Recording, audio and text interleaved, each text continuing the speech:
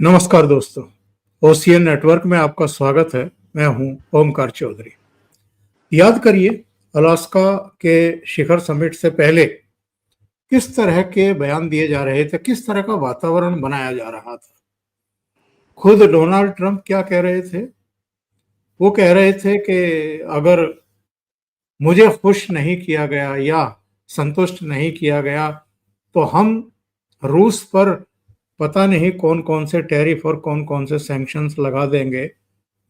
इसी तरीके से उनके वित्त मंत्री बेसेंट जो हैं वो भारत को अड़ियल बताते हुए ये कह रहे थे कि अगर रूस के साथ बातचीत सिरे नहीं चढ़ी तो भारत को भारी कीमत चुकानी पड़ेगी और हम उस पर जो है और टैरिफ लगाएंगे।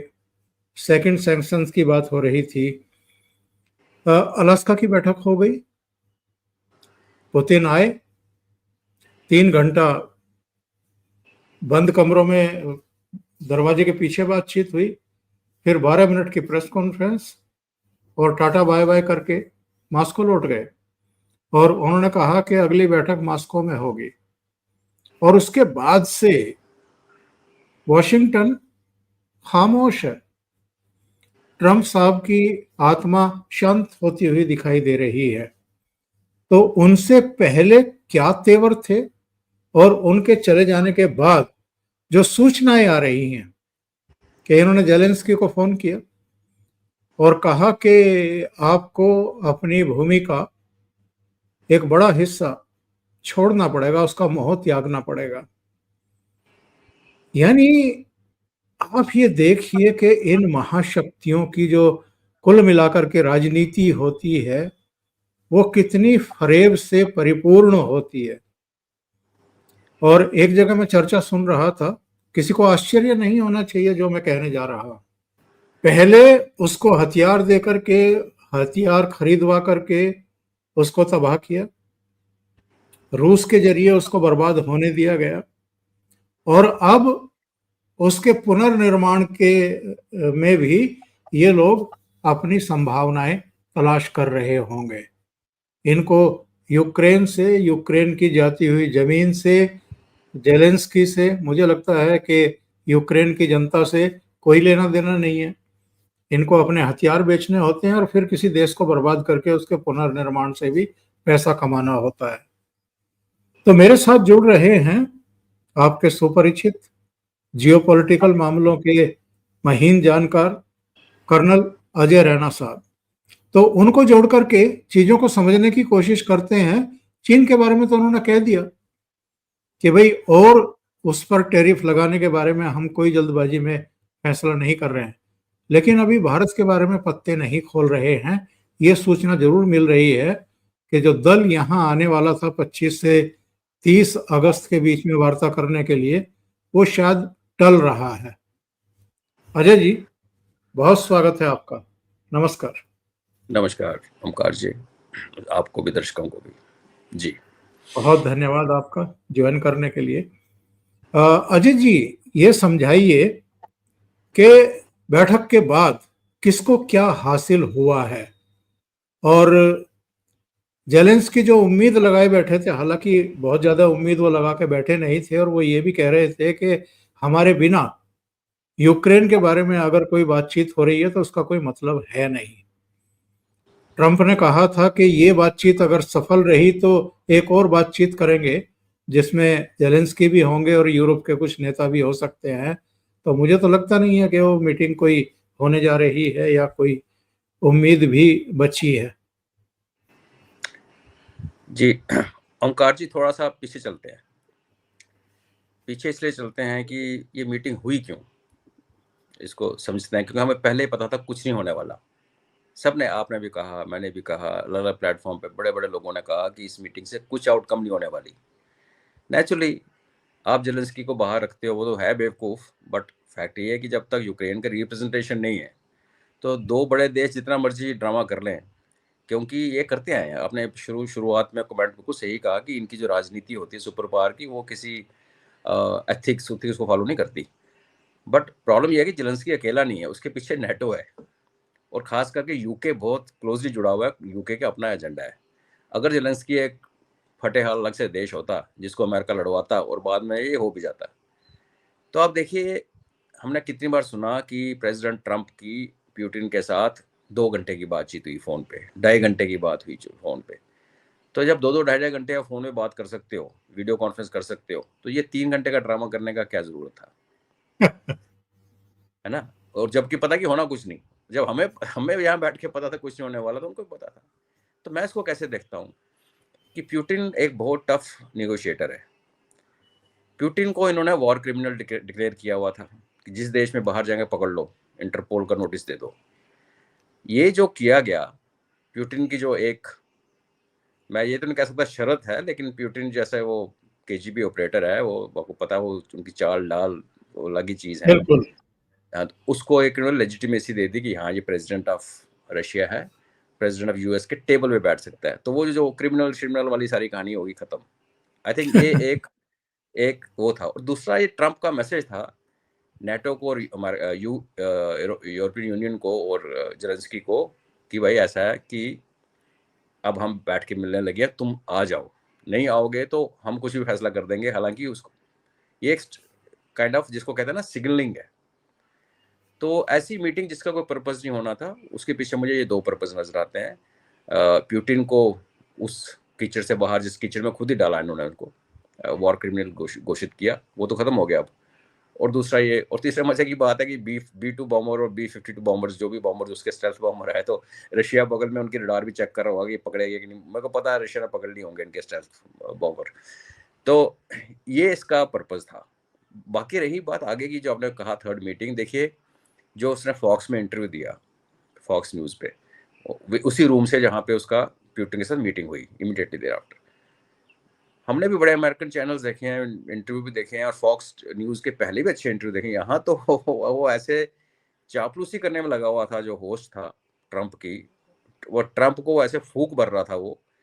तो ऐसे लग रहा था कि जो उसकी बेइज्जती हुई ना, जो पुतिन के आगे उसे दाल ना गली। अब जो भी देखो, आप ये भी देखिए, ये मीटिंग 8 घंटे की शेड्यूल थी, एक्सपेक्टेड थी 8 घंटे की।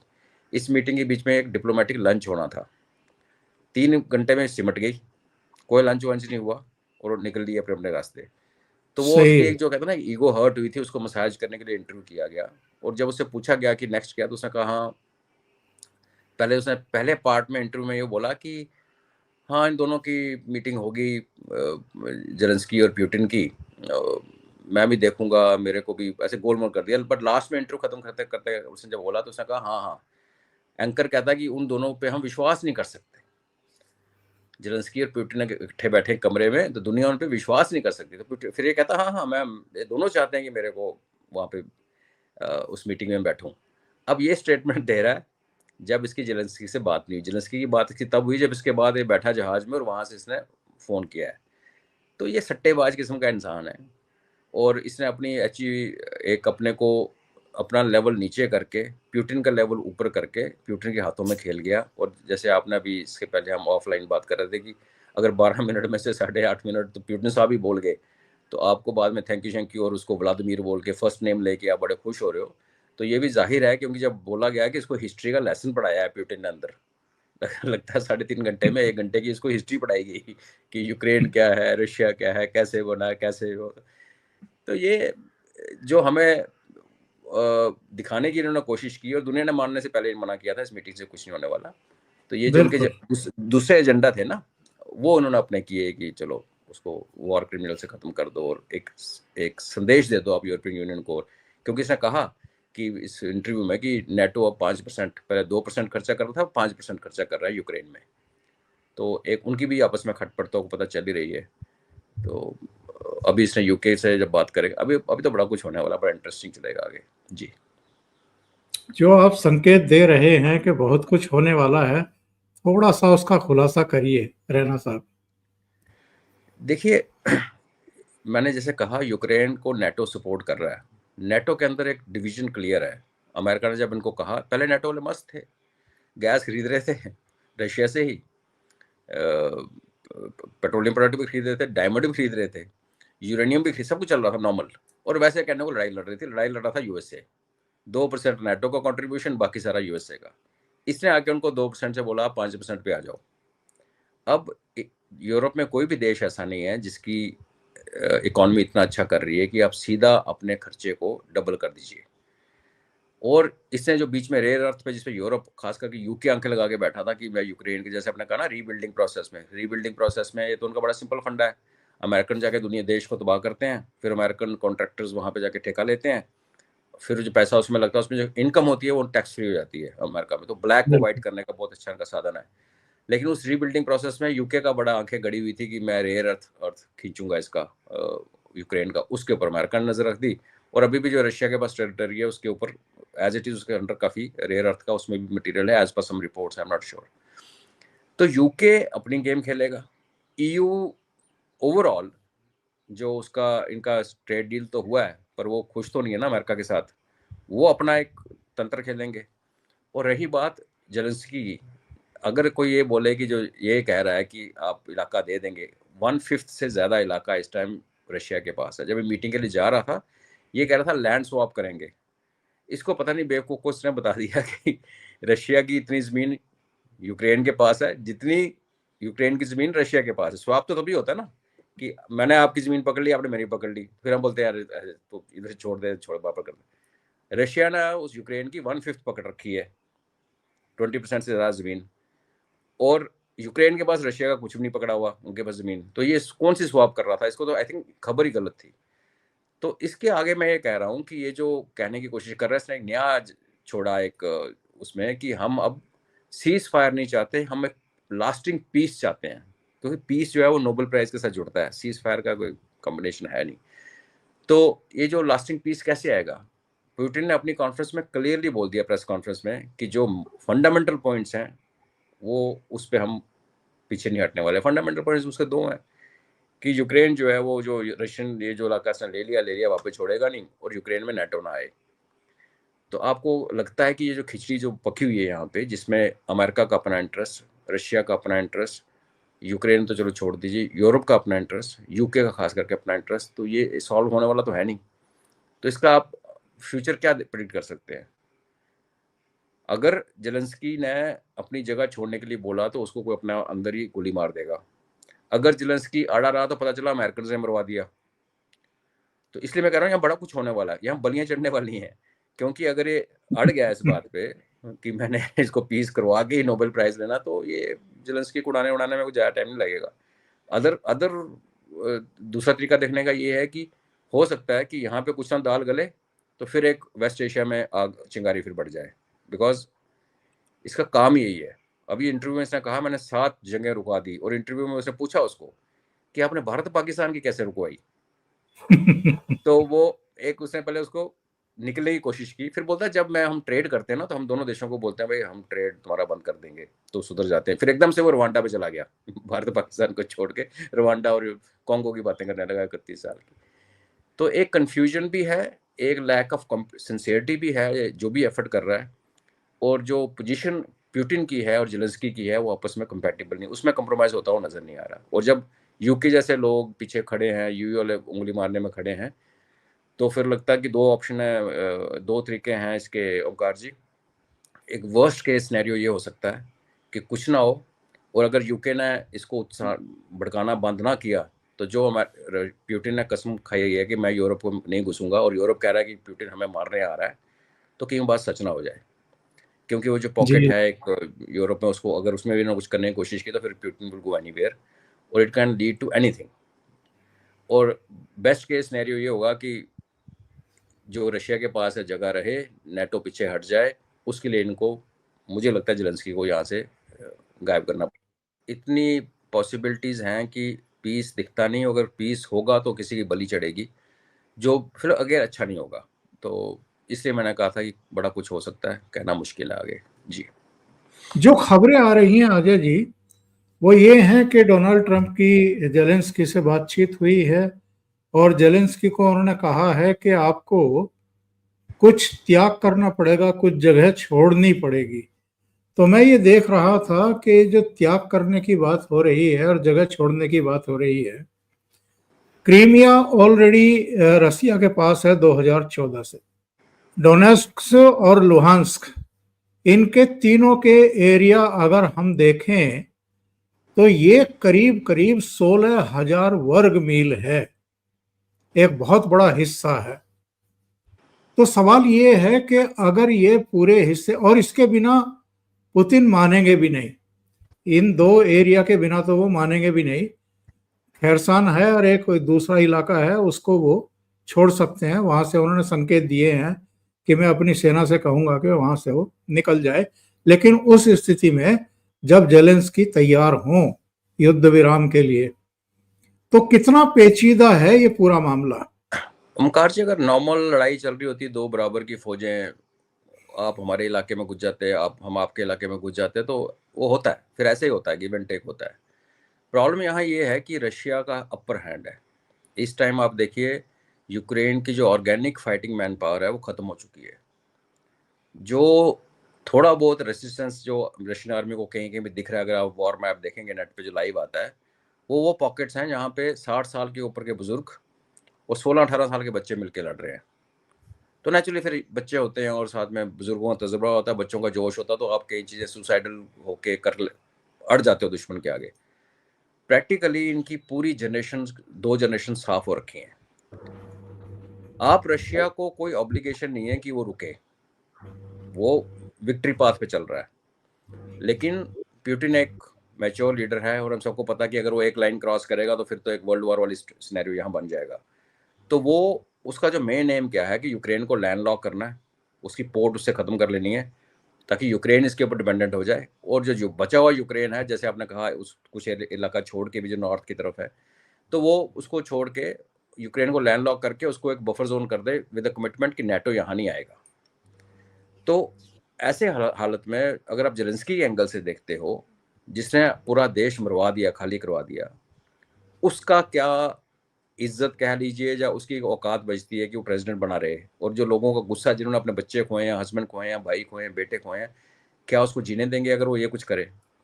वो इतना बड़ा छोड़ नहीं सकता।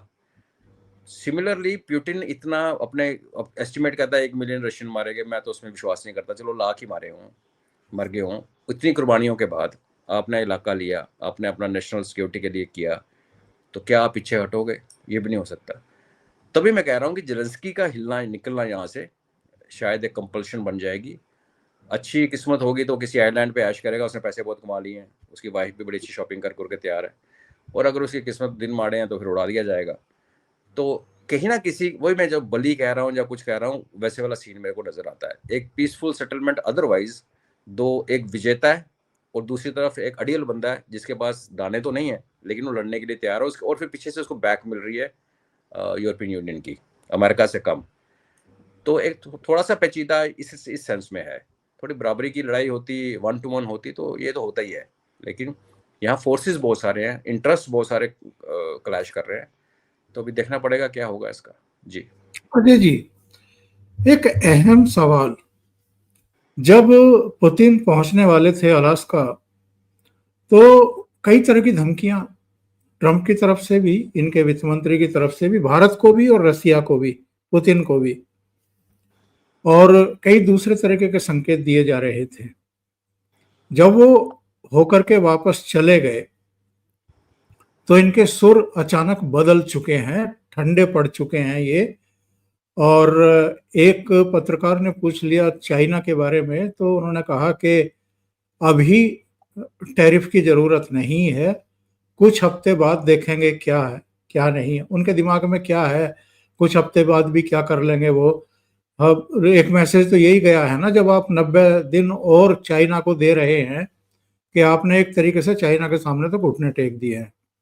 अच्छा, भारत पर तमाम तरह के सेकंड सैंक्शन की बात हो रही थी, बात बिगड़ गई, पुतिन नहीं माने तो भारत पर ये कर देंगे, भारत पर वो कर देंगे। अभी आपने कहा कि जब सवाल पूछा गया भारत पाकिस्तान की सीज फायर आपने कैसे कराई, तो ट्रेड का नाम लेकर के और फिर रवांडा की तरफ निकल गए चुपचाप। इसका मतलब ये है कि उनको ये पता है कि हमने भारत के ऊपर जो 25% अतिरिक्त टैरिफ लगाया था, उसका ना असर भारत पर पड़ता हुआ दिखाई दे रहा, ना रूस पर पड़ता हुआ दिखाई दे रहा। भारत पर पड़ भी रहा होगा तो भारत उसको जाहिर नहीं कर रहा एक रणनीतिक तौर पर। और अभी सूचना मिल रही है कि शायद अभी इनकी टीम भी 25 अगस्त को नहीं आ रही है। अब क्या देख रहे हैं यहां से आप? क्या आत्ममंथन का, पुनर्विचार का एक दौर शुरू होगा ट्रंप के दिमाग में, उनके सलाहकारों के दिमाग में? क्योंकि जो वो करना चाहते थे, जो वो साधना चाहते थे भारत के ऊपर टैरिफ लगा करके, वो तो कहीं सदता हुआ दिखाई दे नहीं रहा है। जी, इसमें अगेन बैकग्राउंड में देखना पड़ेगा। एक तो हमारे डोवाल जी वहाँ जाते हैं, नेचुरली वो एक प्राइम मिनिस्टर का क्लियर कट मैसेज लेके जाते हैं। दूसरा, जैसे सैंक्शन की बात होती है और हमारा जो इम्पोर्ट है रशिया से बढ़ जाता है। 2 दिन डिप हुआ था, वो एक सीज़न की बात भी होती है, आपकी डिमांड एंड सप्लाई की बात भी होती है। इस टाइम सर्दियाँ नहीं है, लेकिन उसके बाद बढ़ गया। तो जब पुतिन ने प्रेस कॉन्फ्रेंस में खड़े होकर ये बोला कि आपका और हमारा ट्रेड 20% बढ़ गया है आपके आने के बाद पिछले 200 दिन में, तो वो तो क्लियर कट जो मेरे समझ है वो इंडिया का मैसेज था। भारत का एक थप्पड़ था ट्रंप के मुंह के ऊपर कि तू उस देश को, जो कि फर्स्टली बिगेस्ट ऑयल इंपोर्टर नहीं है, बिगेस्ट ऑयल इंपोर्टर चाइना है, biggest gas importer European union है, और जहां भारत खड़ा है उसके बगल में ही टर्की भी खड़ा है जब रशिया से इंपोर्ट की बातें आती हैं। वो तुम्हारे नेटो का मेंबर है और तुम लोग भारत के पीछे पड़ गए हो। तो जब प्रेसिडेंट पुतिन ने ये बोला कि 20% हमारा ट्रेड बढ़ गया है, तो वो एक बहुत करारा थप्पड़ था और आई थिंक उसने उसने बंद करा दिया। और ये जो स्टेटमेंट में आया आउट ऑफ प्लेस, ये आई थिंक हमारी कूटनीतिक या हमारी डिप्लोमेटिक वट एवर आप कहे उसकी जीत है कि हमने इसको इससे कुछ किया है, इसलिए हमारे डोवाल साहब वहाँ गए, मिले, ये बातें वहाँ पे हुई होंगी। अब ट्रंप ने आज इंटरव्यू में कहा कि देखिए जी, हमारे यहाँ कोई इन्फ्लेशन नहीं है, बहुत पैसा आ रहा है, तो इतना पैसा आ रहा है कि संभाला नहीं जाएगा, इतने सालों में नहीं आया। तो हम सबको पता है कि जब वो देशों पे टैरिफ लगाते हो, वो देश जो कि आपको मेजर सप्लायर है आपके, और हमारे ऊपर जो लगाया 25% तो लग ही गया ना, अगला 25% अभी डामाडोल है। और जैसे आपने कहा कि वो टीम नहीं आ रही, टीम इसलिए नहीं आ रही कि भारत ने क्लियरली कट बोल दिया। एक तो इंपोर्ट बढ़ानी शुरू कर दी पेट्रोल ऑयल की, ऊपर से लाल किले की प्राचीर पे खड़े होकर प्रधानमंत्री ने कहा दिया स्वदेशी हमारी मजबूती है, मजबूरी नहीं है, और जरूरत पड़ेगी तो हम इसको दूसरों को मजबूर करेंगे। तो ये जो हमारे, हम तो सुनते सुनते हिंदी में निकल जाते हैं कि वो नोट नहीं करते, दुनिया इसका नोट लेती है कि प्राइम मिनिस्टर बोल क्या रहा है। तो उनको भारत के तेवर बड़े क्लियर है। मेरा अपना पर्सनल विचार ये है कि ये टीम आई नहीं आई, वो इन्होंने वैसे भी सितंबर अक्टूबर में जाके ही हमारा कुछ ट्रेड डील सेटल होनी थी। मुझे लगता है ये 15 16 17 18% के नीचे नीचे फाइनली ये सेटल होगा हमारे साथ, क्योंकि अगर ये सो कॉल्ड पीस टॉक चल पड़ता है, क्योंकि ये भी तो है नहीं कि आज लड़ाई रुक जाएगी, तो फिर अगर रशिया को उन्होंने गुड ह्यूमर में रखना है तो रशिया के फ्रेंड्स को आप नहीं कर सकते। और मजे की बात आपको बताऊंगा, फॉक्स इंटरव्यू देखिए, उसमें क्या कहता है पता है? कहता है बाइडन बहुत बेवकूफ़ आदमी था, उसने चाइना और रशिया को क्लोज कर दिया, उनको जोड़ दिया लड़ाई लगा के।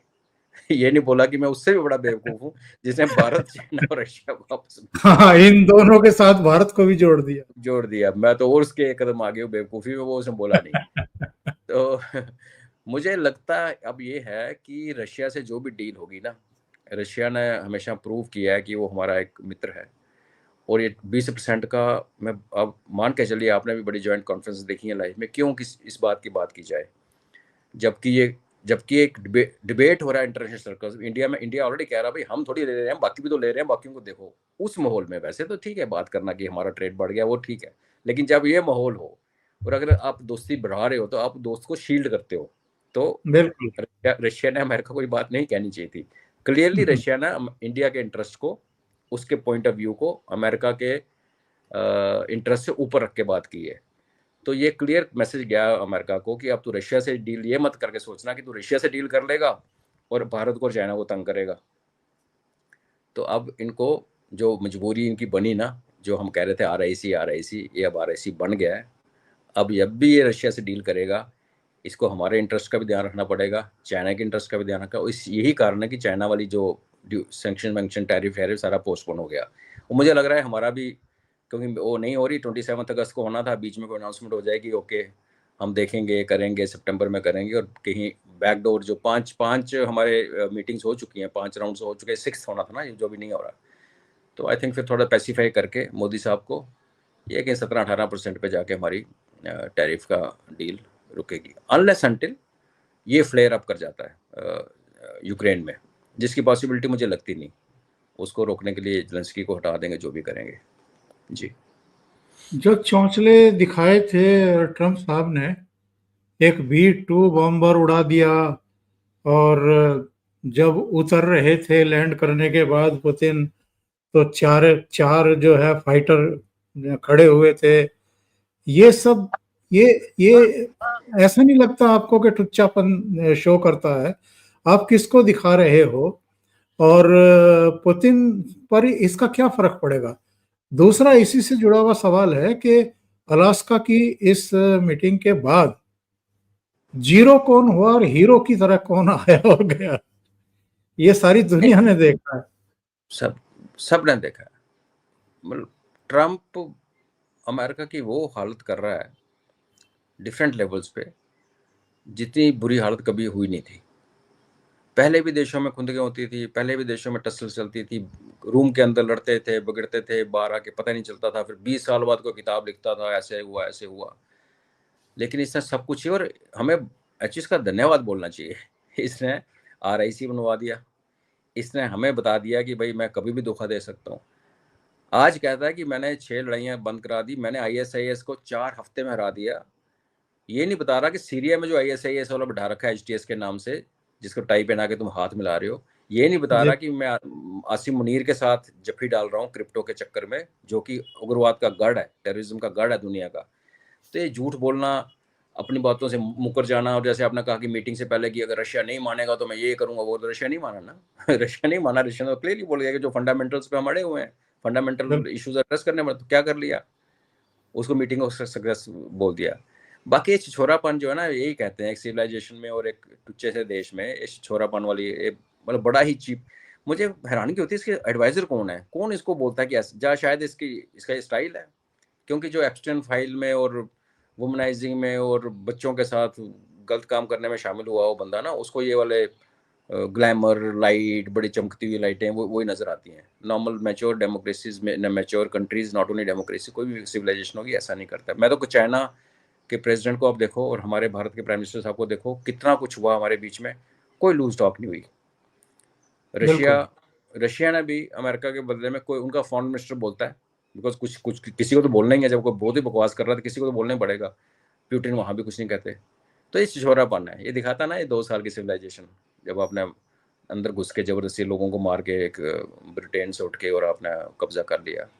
तो ऐसी बैकग्राउंड से ऐसे होता है जी। और ये सितंबर में मोदी जी के अमेरिका जाने की बात है, जाहिर है US असेंबली में भाग लेने के लिए जाएंगे, और ये भी कयास लगा ही जा रहे हैं कि ट्रंप से मुलाकात हो सकती है। तो मुझे लगता है कि तब तक, क्योंकि सितंबर लास्ट वीक में भारत का संबोधन है, मोदी जी का संबोधन है, शायद 26 सितंबर को है, तो तब तक बहुत सारी चीजें या तो सेटल हो चुकी होंगी, या थोड़ा बहुत दिमाग ठिकाने पर आ चुका होगा ट्रंप के।